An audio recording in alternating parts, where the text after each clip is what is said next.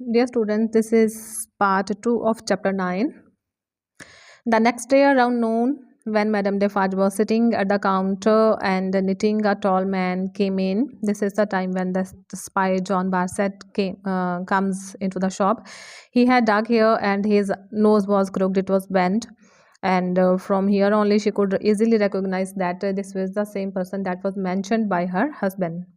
Madame Defarge quietly put a rose in her hair. It was a sign to Defarge's friends that Madame Defarge had spotted she had seen a spy. Quickly they all left one by one. Good day, said the dark-haired man to Madame Defarge. Good day, said Madame Defarge. What will you have? A glass of wine, please. The man was drinking the wine when two men entered the shop. Seeing the rose, they quickly left. They came and seeing the rose, they left again. Business is bad, said the man. This is the same man, spy. Okay, and he's trying trying to start a conversation with Madame Defarge. Yes, said Madame Defarge. The people are poor. The poor people so badly treated by their king, don't you think so? This is a question asked by Barset now. And then Madame Defarge says in a very loud voice, she says that think, I have no time to think. All we think here is how to live. We only think about how to earn our livelihood. The spy would not give up. You heard about poor Gaspard, the same man, child of father of the child. They hanged him. He used a knife. That bastard is actually trying to provoke her. Okay, then Madame Defarge, she says that that man Gaspard, he used a knife on that Marquess of Evermont, and that is why he paid the price for what he did. The spy now began to whisper. Whisper means he just started speaking in a low voice. I hear the people around here are angry about the killing. Are they?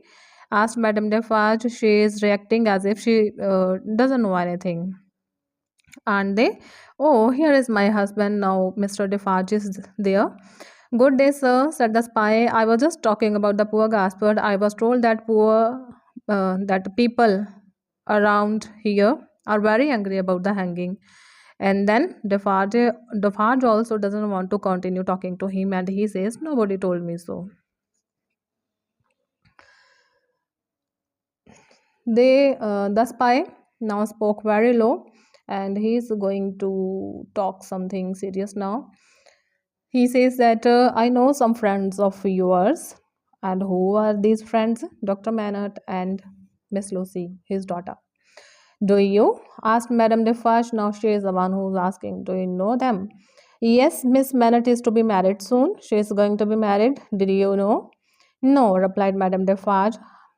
But it is no surprise. She is very pretty. She is pretty, and that is why she will be married soon. Yes, said the spy. She will be married soon. And now, what the question is, to whom she is going to marry?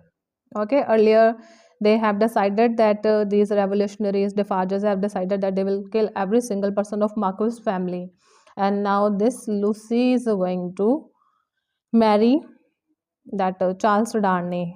Okay, and Charles Darnay is nephew of Marquis, and already they have these Defarges have decided to kill him also. She is marrying a Frenchman, and who is that Frenchman? The nephew of the Marquis who was killed by Gaspard. He lives in England. There he is known as Charles Darnay, not Evermond. Okay, no one knows his real name is Evermond. No one there knows who he really is. Upon hearing this, though Madam kept knitting steadily, he didn't react. She didn't react on it. Defarge was plainly troubled. Why he is troubled? Because he is having some soft corner for Dr. Manette, Lucy Manette, and Charles Darnay also. Having made this one hit, whatever it might mean, the spy paid for his wine. Okay, when he revealed this secret to Defarges, then he paid for his wine and he left the shop. If it is true about Miss Manet, said Defarge, he is asking his this to his wife, that then what should we do? But she is very determined lady, and she says, if it is, then what?